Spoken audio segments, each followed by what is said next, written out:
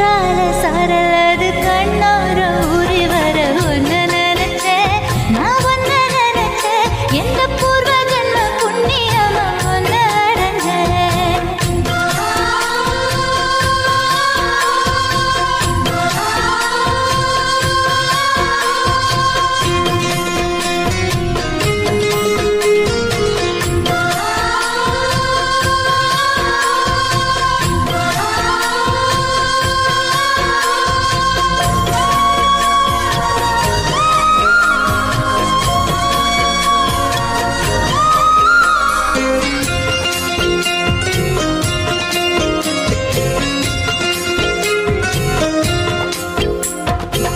காந்தார சிற்பம்